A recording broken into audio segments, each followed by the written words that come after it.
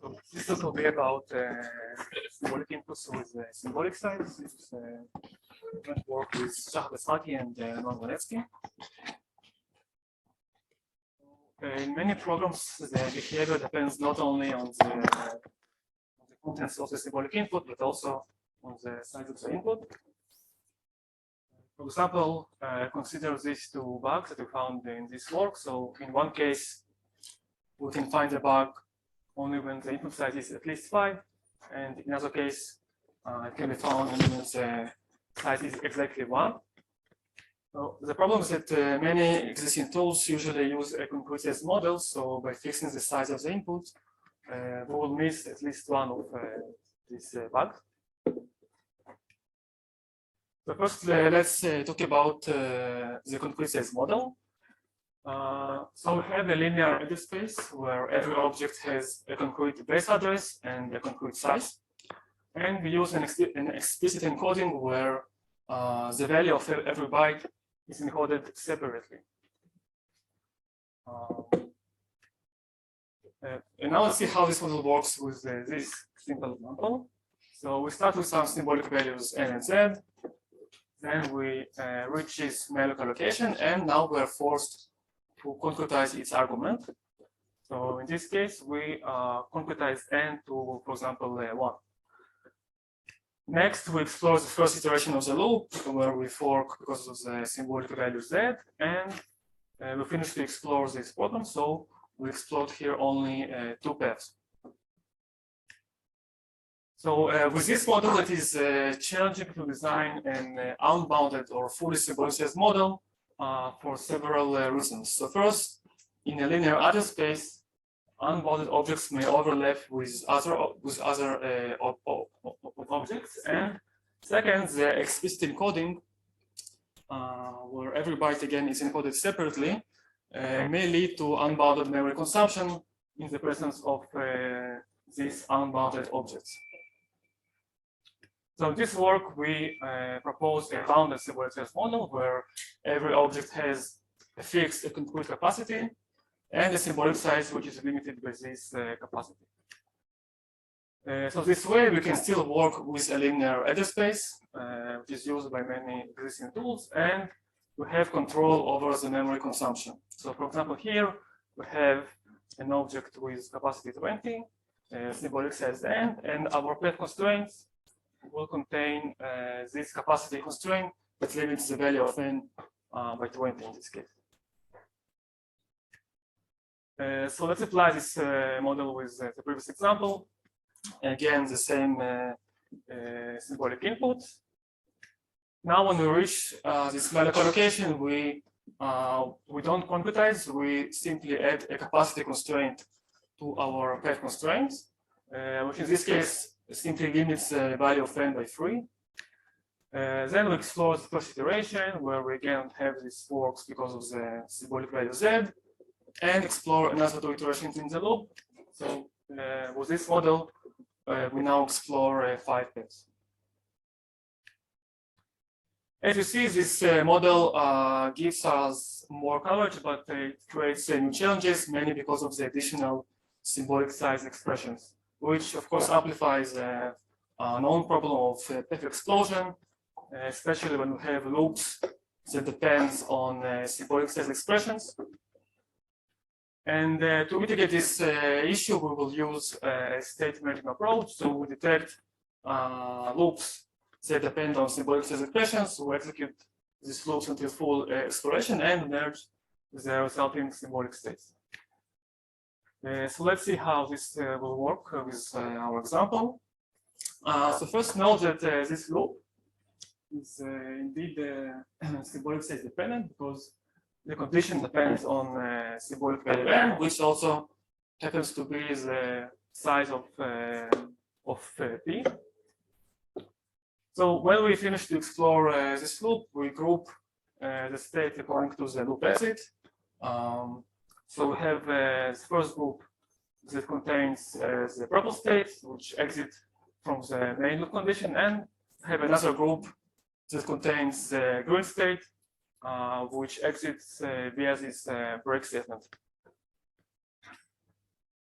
So in the first group, this will be the merge constraint, which is basically the disjunction of the constraints that come from the purple state.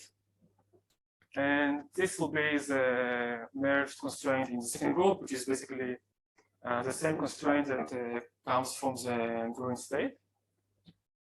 Now, when we look closer at the merged constraint of the first group, you can see that it has some duplicate conditions. And to avoid this, we can use the execution tree of the loop, which captures the common prefixes of the different constraints and rewrite the original constraint in a more efficient way without those duplicate conditions. In addition, when we have a complete subtree, which means a tree where all the nodes belong to our merging group, then the corresponding constraint, this one, is guaranteed to be equivalent to true, and then we can further simplify our constraint. A bit about the limitations of our model. So let's have a look at this short example. So again, we allocate an object with a symbolic size and suppose that the capacity is high, for example, 100. Now, suppose that we take the first branch and then reach this second branch. So what will be the value of P at offset 0 at this point? It will be this symbolic expression. As you can see, it contains many nested stores from array theory, which come from the current allocation and from the last symbolic update. And as you may know, this kind of complex array theory constraints are hard for the LCT solver to solve. But note that actually most of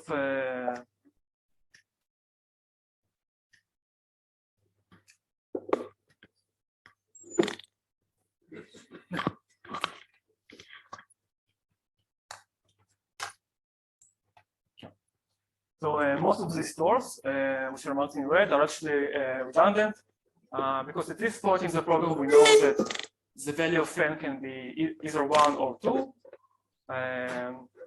But in general, it is hard to eliminate this kind of store because the size of the object can be by itself a symbolic expression.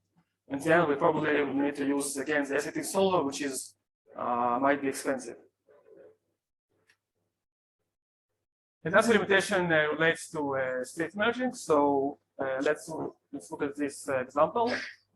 So again, we allocate an object with symbolic size, and let's say the capacity is 4. And then we have this loop, which is basically something similar to a name chart from libc. So when we merge all the states that reach this break statement, we have 4 symbolic states. And this will be our merged constraint, our merged path constraint. And below, for example, we have the merged value of the variable index. So as you can see, we have here some complex expressions. Now, even if we use the optimizations that we described before, which uses the execution tree, we still get complex constraints. And of course, if we first increase the capacity of the input, then they will become even more complex. A bit about the evaluation. So we implemented this model on top of KLEE and evaluated in the context of API testing and whole program testing. So we compare between several approaches.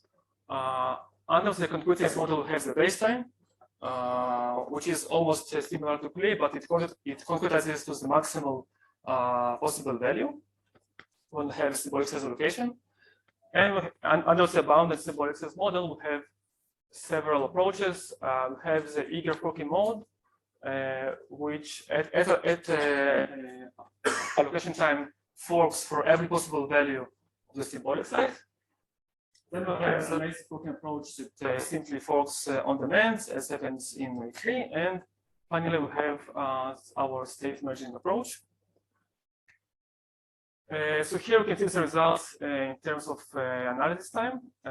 So on the left, you can see for every benchmark and approach the total time required to analyze all the APIs.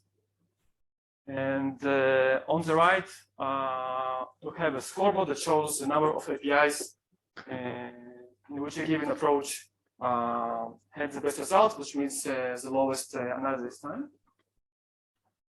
So as you can see here, the static merging approach was the fastest, and on the right it had also the highest score in these two benchmarks, and in LibOSIP, the highest score was achieved by the baseline. Here we have the results in terms of coverage. So in LibTSN1, the coverage was roughly the same. In LibNG, the state merging approach was better, and in LibOSIP, the baseline and the lazy token approach had the best coverage. And again, on the right, we have the scoreboard that shows number of APIs in which every approach had the best result, which is the highest coverage. In GNU Core we have 99 programs. So in most of them, all the approaches have a timeout, and in these cases we compare based on coverage. And in the other programs, the state merging approach was faster. Here we have a summary of the results, the scoreboard that shows the number of fatalities of programs where every approach had the best result, which means high coverage or faster analysis time. And here the eager token approach had the highest score. A bit about bugs. So in the API testing, we found several bugs. So we have in LibTSN1 one out of bandwidth, and in GNOSIP several out of bandwidth and one integer underflow.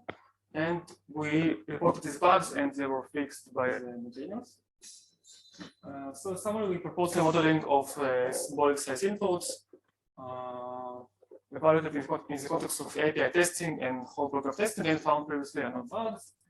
A bit about future work. So one thing is to apply this model in other domains, for example, patch testing, program repair, and so on. And another thing is to improve the encoding when doing state merging to reduce the complexity of the constraint. The implementation is available on GitHub, and I will be glad to take questions.